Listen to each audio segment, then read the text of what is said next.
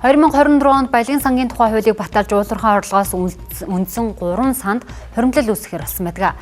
За үүнд ашигт малтмалын нөөц ашиглалтын төлбөрийн 65%-ийг ирээдүйн өв санд, төрөмжит компаниудын ногдол ашигын 34%-ийг хуримтлалын нэгдсэн санд, за төсвийн давсан орлогын 50%-ийг хөгжлийн санд тус төлөвлөрүүлэхээр болсон байдаг. Тэгвэл өнөөдрийн байдлаар ирээдүйн өв санд 6 их 80 төгрөг, хуримтлалын нэгдсэн санд 1 их 80 төгрөг, за хөгжлийн санд ямар ч орлого хуримтлагдаг байна. Иймээс засгийн газар Баялагын сангийн тухай хуульд гар хүрч уулуурхайн салбарын орлого хуваарлтыг өөрчлөхийн тулд ард нийтийн санал асуулга явуулахаа зарлалаа. За Баялагын сангийн тусгай сангууд дотроос одоо цагт зарцуулах боломжтой хуримтлалын нэгдсэн сан, хөгжлийн сангуудад орхитой орлого төвлөрөхгүй байна гэж засгийн газар үзэж байна.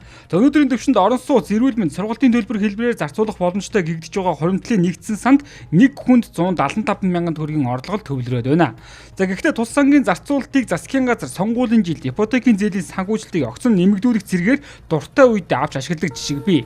Иймээс ч уг сангуудын орлогыг нэмэгдүүлэхийн тулд Баялагын сангийн тухай хуульд өөрчлөлт оруулахаар төлөвлөж ард нийтийн санд асуудал явуулахаар болжээ. За ингэхдээ хуримтлалын нэгдсэн сангийн орлогыг амнаатаас тооцох, аль эсвэл 34%-ийг нь 60% болгож нэмэгдүүлэх агуулгууд яригдж байна. Цөмөн том төслүүдэд санхүүжүүлэх хөгжлийн санд нэг ч төгрөг хуримтлагдахгүй байгаа учраас Баялагын сангийн тухай хуульд гар хүрэх гарцаа ард нийтийн санд асуулгах хэмээн үздсэн байна. Байгалийн баялагтай эзэн Монгол одоо бодлогыг одоо амилуулж хэрэгжүүлэх 19 он одоо үндсэн хуулийн нэмэлт өөрчлөлтөөр өнөөдөр амьдарч байгаа болон иргэд болон ирээдүйд амьдарч байгаа гэдэг нь тэгш шударга баялагийнхаа хөгжиж хүртдэг байх. За мөн одоо баялагийнхаа санг одоо арвижуулж одоо 170-нд жилд 100 мянгаар байгалийн баялагаа хөгжиж хүртдэг биш. Жилд ядаж одоо тийм үү 3-4 саяар ч байт юм одоо хэд байдیں۔ Одоо ямар бололцоо байх юм. Энэ эрх зүйн орчныг бүрдүүлэх ийм л зорилготой санал асуулгыг зохион байгуулах гэж байна.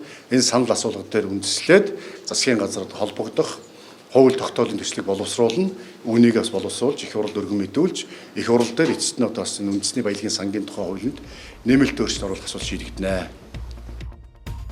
За зөвлөдөг санал асуулгыг зохион байгуулах бүрэлдэхүүнд улсын хурлын гишүүн Асан Алтай, Ардсан намаас Батүл, судлаач Батнасан, улсын хурлын дараагасан Лүндэ Жанцсан, Тэргүүн хаан басан Чойж амц, Монголын үндэсний худлааж өдрийн танхимын дарга Лавгжав, өмнөх дарга Төр од болон Хатан сайхан Пэрнэлээ гэсэн хүмүүсийг шалгаруулжээ.